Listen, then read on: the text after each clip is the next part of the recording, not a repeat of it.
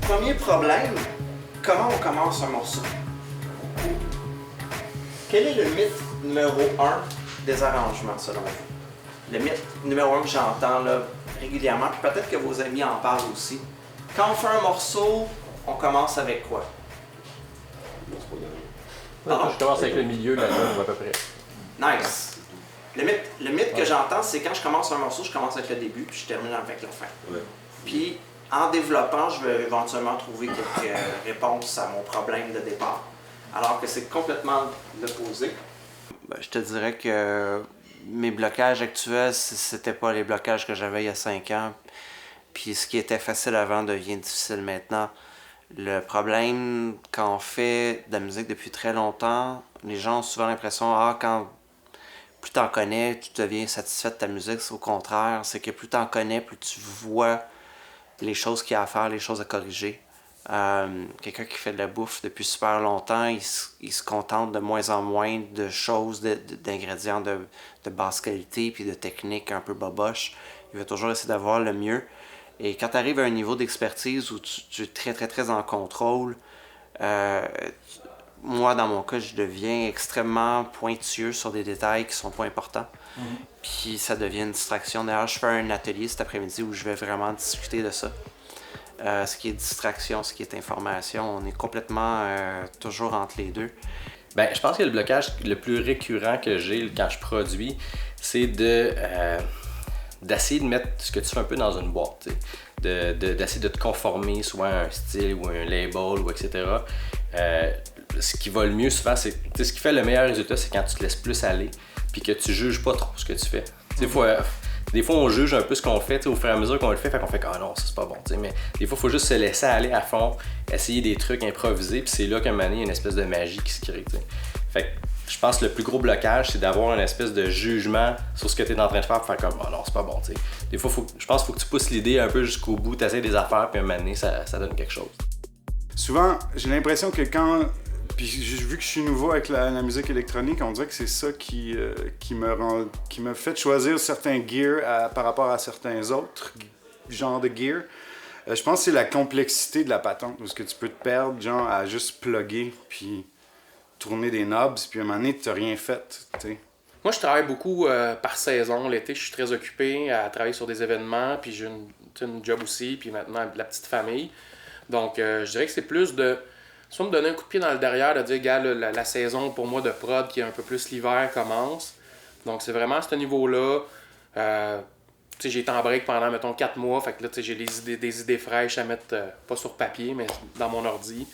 Fait que je dirais que c'est vraiment ça, de venir ici chercher du nouveau feedback, puis pour moi, entre guillemets, de me donner un coup de pied au derrière, puis de dire, gars, c'est le temps que ça se passe aussi.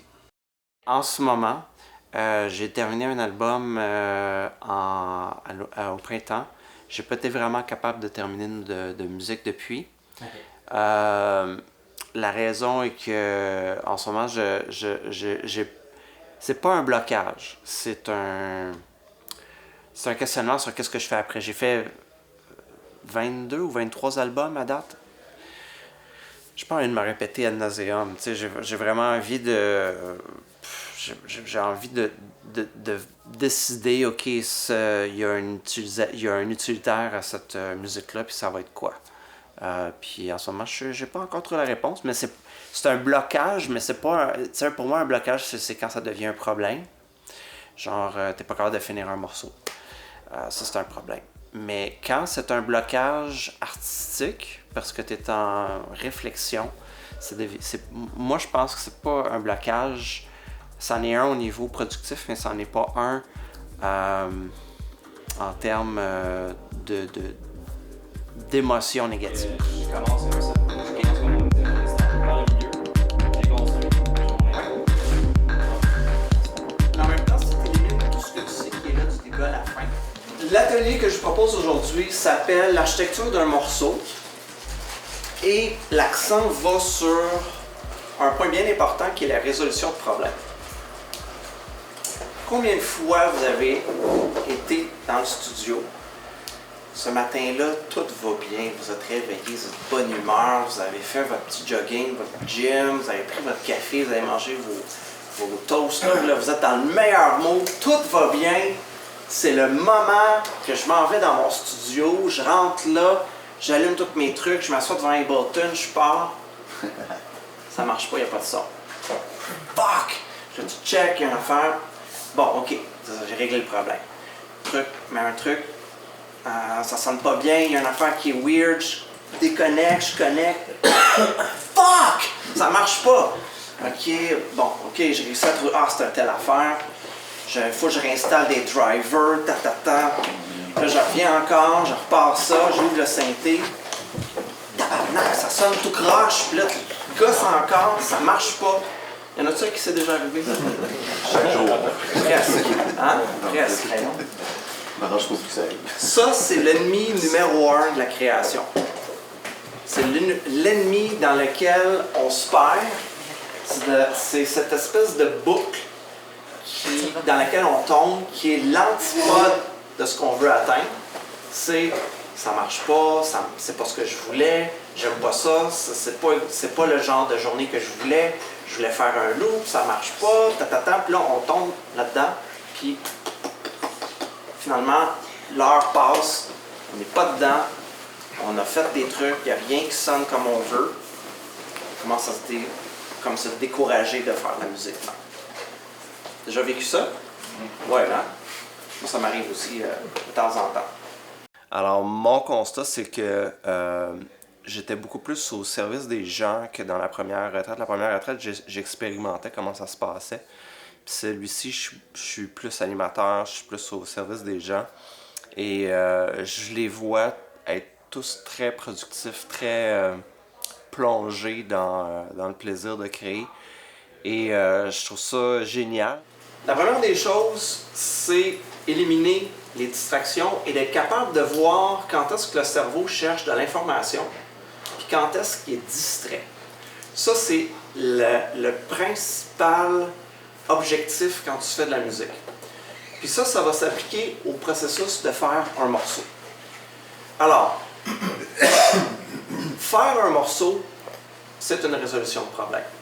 Je veux faire une tune techno, house.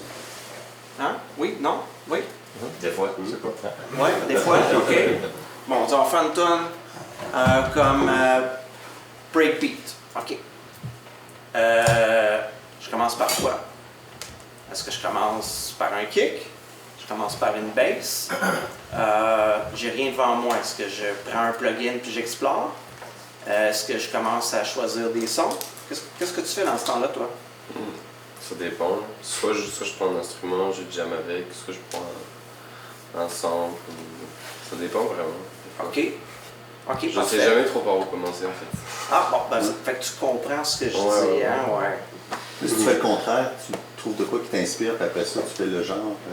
Ah! Ouais. Moi, c'est souvent ça que je fais aussi. Ouais. Alors, c'est quoi qu'est-ce qui t'inspire? Soit une tune que j'ai déjà entendue, que j'aime bien. Ouais.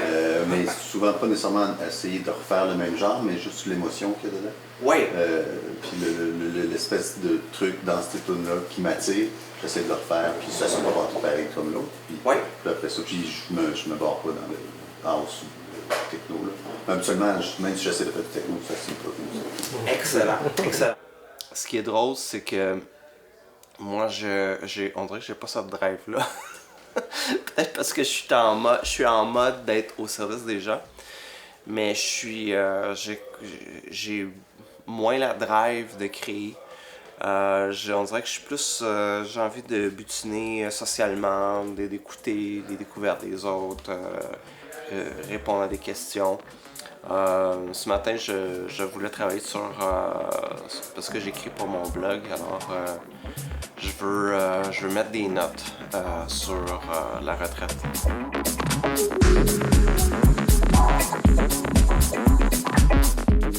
Malgré le fait que ça peut paraître compliqué, c'est comme la meilleure façon de comprendre comment ça marche, la synthèse puis du design sonore. Parce que tu comprends vraiment la mécanique en arrière. Tu sais, souvent, tu as un synthétiseur, tu vas jouer sur des pitons, puis des fois, waouh, c'est bien cool cette affaire-là, mais tu sais pas exactement ce qui s'est passé. Alors là, tu n'as pas le choix de le savoir, parce que sinon, il n'y a rien qui se passe. Fait que c'est à toi comme de comprendre la mécanique du son. Puis, fait que c'est ça que je trouvais cool là-dedans, puis ça m'a pris vraiment... Une fois que tu as ce knowledge-là, après ça, tu peux l'utiliser, puis rentrer dans d'autres synthétiseurs, puis ça va être la même façon de penser. Fait comment ça fonctionne, là, il y a beaucoup de modules, de la même façon que quand tu as un synthétiseur, je sais pas, j'en prends un au hasard, mais généralement, qu'est-ce qu'on va avoir? Il va y avoir une source qui va générer des sons. Ça peut être des oscillateurs, ça peut être du noise, ça peut être des wavetables, ça peut être... Donc, il y a une source qui génère des sons. Puis ça commence toujours comme ça. Si on s'en va dans la structure de la synthèse soustractive, là, qui a été développée par Moog. D'ailleurs, j'avais un petit schéma pour ça, pour nous aider à comprendre. Ça, c'est vraiment un schéma très simple du parcours J'avais fait ça pour un cours que je donne au cégep.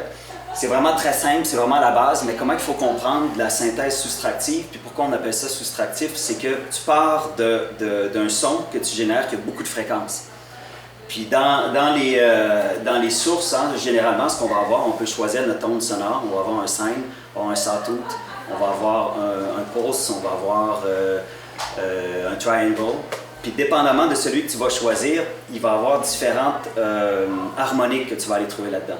Un sine wave, c'est une note, il n'y a pas vraiment d'harmonique, il n'y a pas beaucoup de choses que tu peux faire avec ça de travail. Plus tu pars dans quelque chose qui a beaucoup d'harmonique, comme un sawtooth ou un pulse, là, il y a vraiment, quand tu mets ça direct, on peut en faire sortir un, il y a bien du stock qui se passe.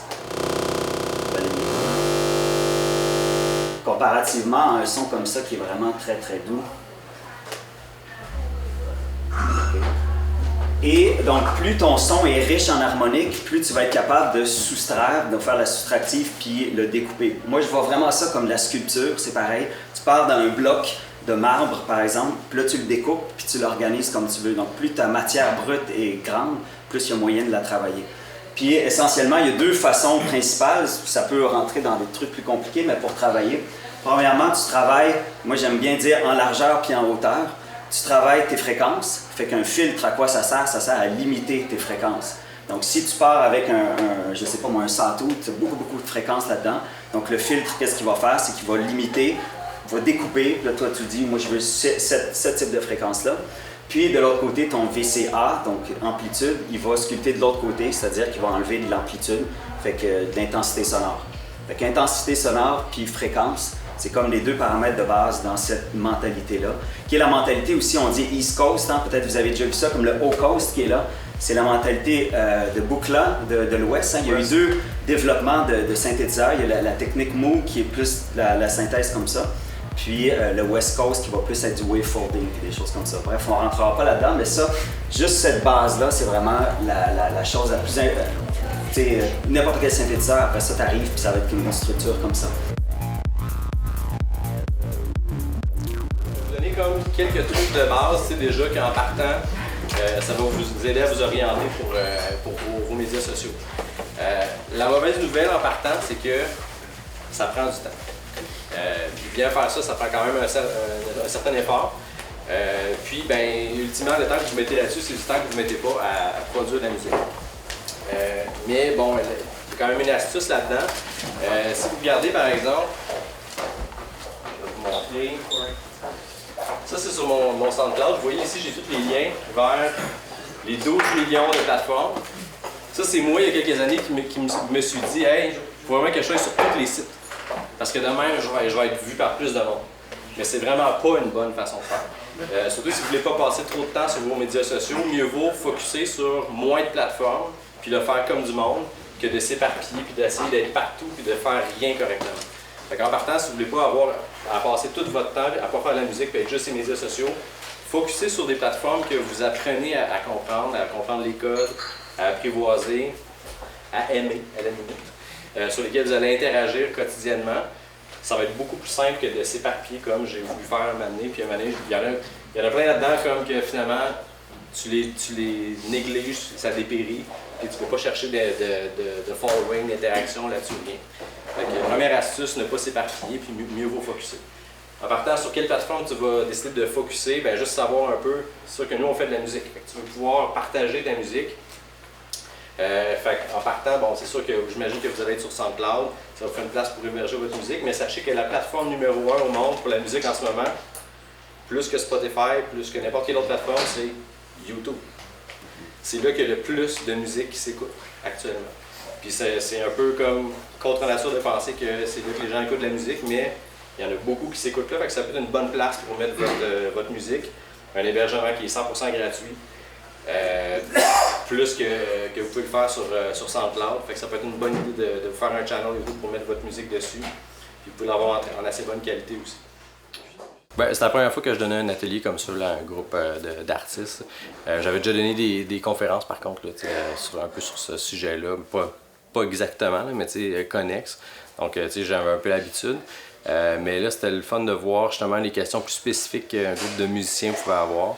Je me rends compte que justement, c'est quelque chose, tout le côté médias sociaux, c'est un peu mystérieux pour bien des gens, comment qu'on fait pour le faire. Fait que finalement, j'étais pas sûr si les gens allaient être autant intéressés par ça que par tous les sujets qui étaient plus sur la musique comme telle. Finalement, je me rends compte qu'à peu près tout le monde était vraiment intéressant d'en prendre plus là-dessus. Il y en a aussi qui vont juste comme partir la musique sur YouTube pour écouter la musique. Puis bien souvent, c'est comme du gaspillage de bandwidth incroyable.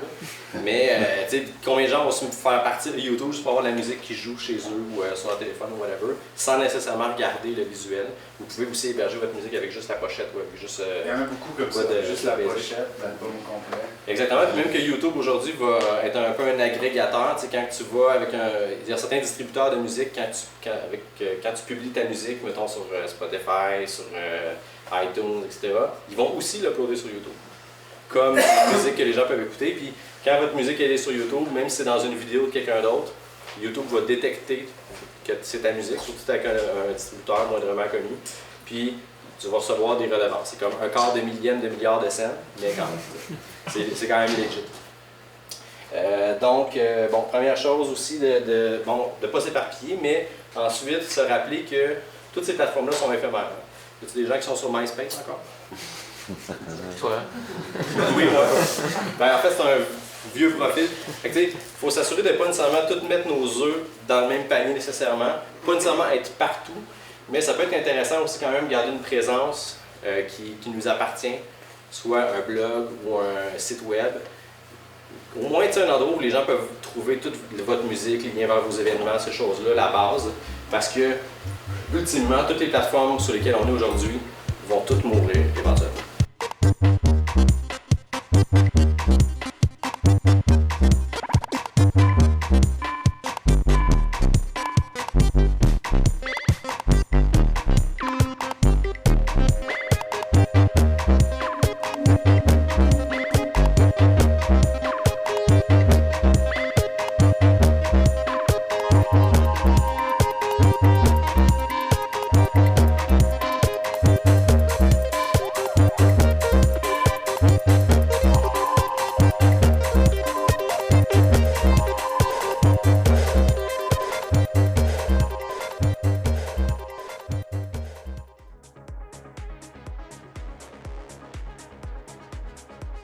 Où je m'étais fixé certains objectifs en arrivant au début de la fin de semaine. Je veux dire que j'ai pas nécessairement atteint tous mes objectifs. Par contre, j'ai fait beaucoup d'apprentissage. Le concept de genre un paquet de monde qui travaille toujours tout seul, qui se retrouve ensemble, il y a comme une effervescence parce que tout le monde est trop habitué d'être dans le fucking bulle, tu sais. Puis là, à un moment donné, wow, ensemble, là, hier soir, on jammait, puis là, c'était comme, ok, wow, on jamme ensemble, tu sais, genre, pas moi puis un laptop, là, tu sais. Moi puis un autre humain, wow! C'est très clair que la musique électronique pousse les gens à l'isolement. Les gens sont chacun chez soi, download la musique, download les logiciels, commencent à expérimenter. Et ça prend énormément de temps, de courage d'organisation pour éventuellement performer, se retrouver dans un contexte où on peut présenter ça publiquement.